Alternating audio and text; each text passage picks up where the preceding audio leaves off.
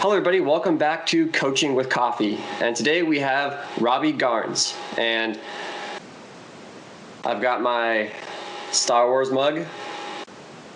I don't think Robbie has any coffee. We're recording this a little bit later in the day, but he's got some water or something right there. Water over here, trying to stay hydrated because I can't drink coffee, so I just drink hot. Nice.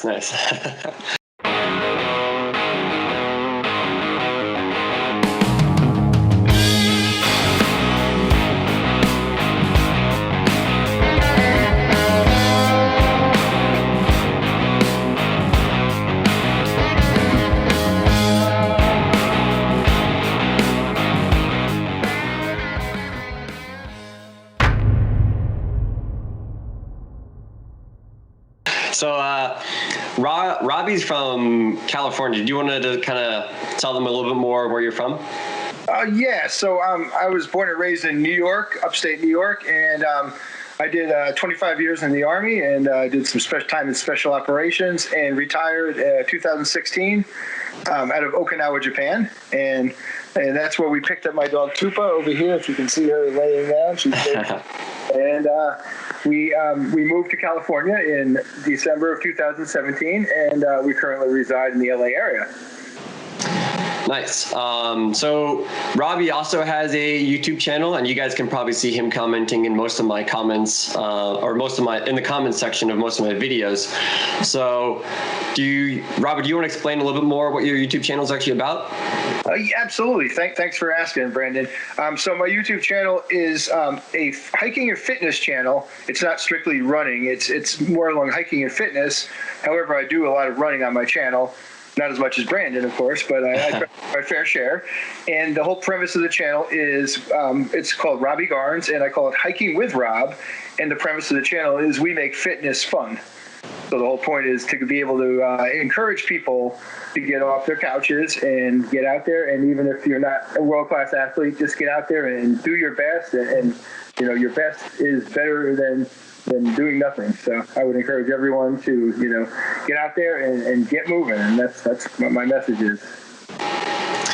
Nice. And if you guys have any interest in also being interviewed, just leave a comment in the comment section below, because that's the people who are really involved in my channel are the people who I'm going to probably be interviewing, just because I know a little bit more about them. And like, for example, Robbie is always commenting, so I know, and I'm always watching his videos as well. So it's a great, it's a great way for me to get you involved into these interviews, because I can also learn a little bit more about you, and then if I will have more interest in also interviewing you as well. But kind of going back to Robbie then, where did you start?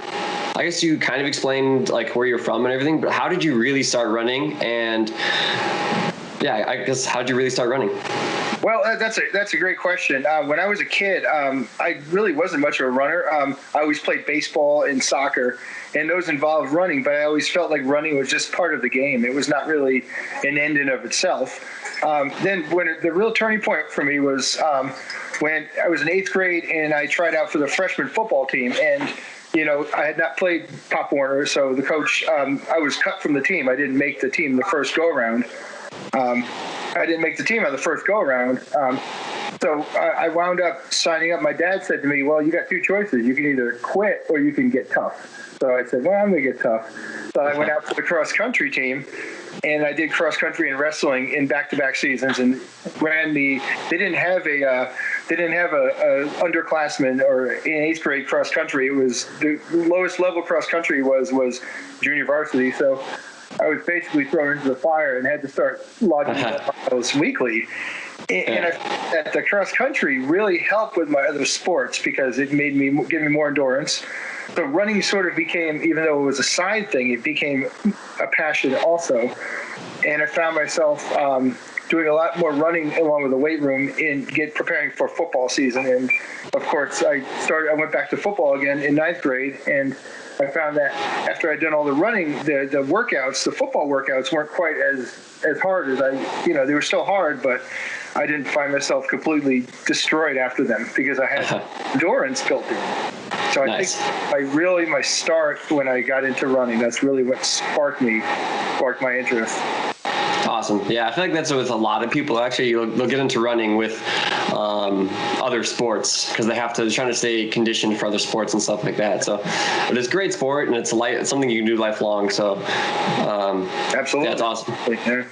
And then of course, when I joined the Army, there was a lot of running involved there. Obviously, and the basic training and the special operations. There was like a big emphasis on conditioning and running and hiking, and that's where I really started getting into hiking because of the conditioning marches we would do. And I'm still doing them today. I may be 50 years old, but I'm still getting out there and doing the best I can to keep it going. So that's awesome. So I guess you have, I think, mentioned to me before that you ran a pretty solid 2 mile or 2 mile, I guess, not time trial. Back in when you were in the Army, or? Correct. Yes. About 12 or 14 years ago. Yeah. That was when I was at my peak as far as my running, as far as speed wise on the 2 mile. Nice. What time did you run? My best 2 mile was, I was preparing for dive school and I ran a 11:07. Yeah. That's pretty good. Yeah. I mean, it was good for our unit. It was considered blazing speed. I know competitively it's not really, a competitive time, but I felt, because I've always weighed around 200 pounds. I was never able to get much below 200 pounds. Except Ranger School, I was about 170 when I came out, but that quickly increased again. So, yeah. But other than that, those little blips on the radar, I've always been around 200 to 215 pounds. So I felt like that was a pretty good, time for that weight. I would say even under 12 minutes is a pretty good time for that weight. So that's good.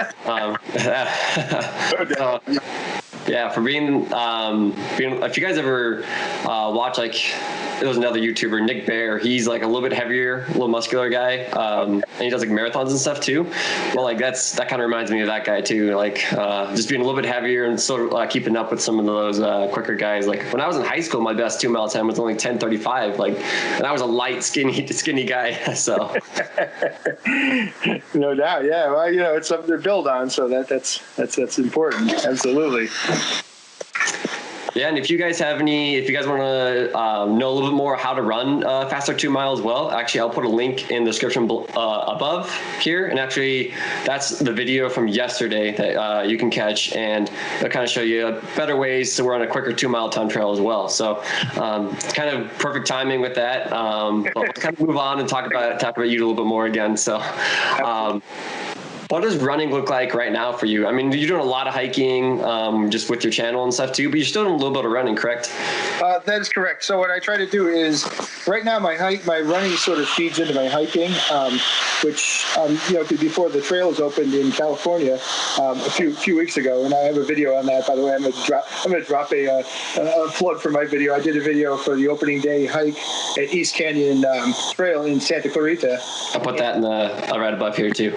Oh yeah, right on. Cool. And, so prior to that, for the few months there, I hadn't been doing any hiking, so I had to really get creative with my running and hiking workouts. So I would do 3 or 4 days of running a week, and then I would just get my pack and I would do some, sort of conditioning marches in my neighborhood, and that would allow me to maintain my physical fitness. So when the trails did open, I was ready to take them on head on.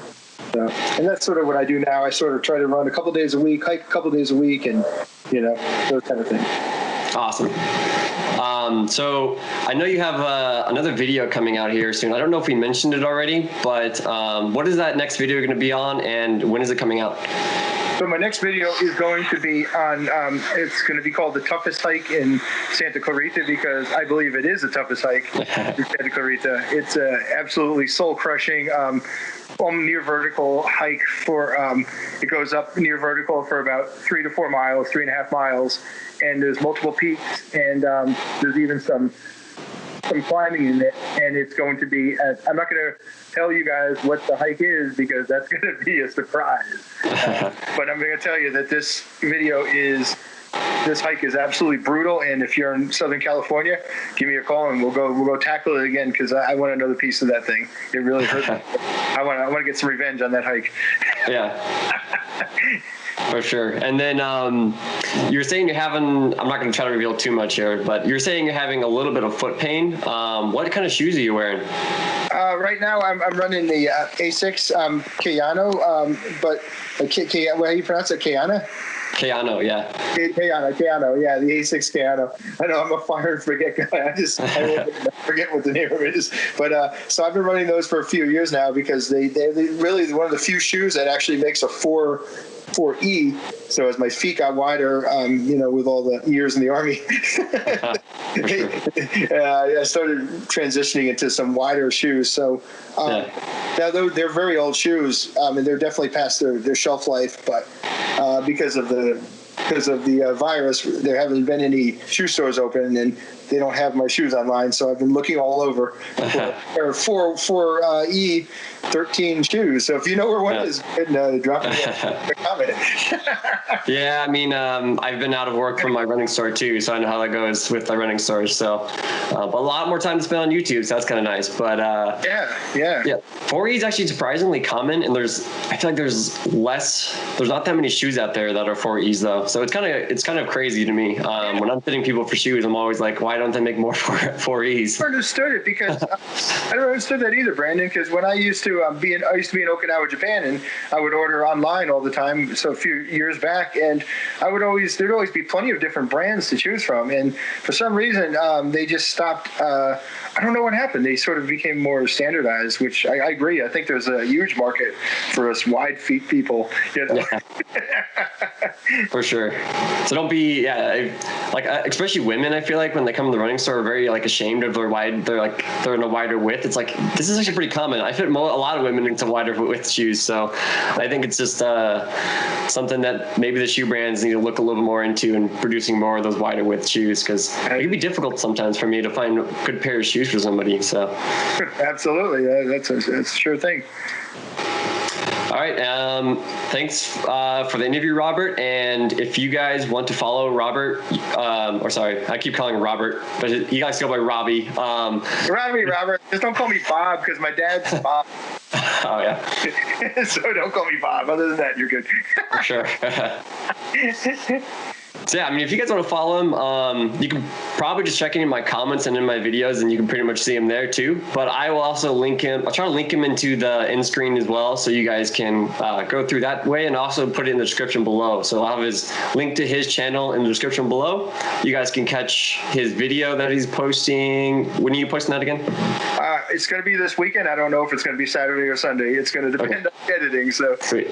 So this weekend, you guys can watch that video, and I'll try to put it in the end screen as well, even if it's after the fact. So, but if not, just subscribe to his channel, turn on the notification bell. Also, if you guys enjoyed this content, subscribe to this channel, hit that notification bell to get notified if you want to know right when those videos come out and you want to watch them right away. So, it's greatly appreciated for you guys sticking around. Thanks for the interview, Robbie. Thank you, Brandon.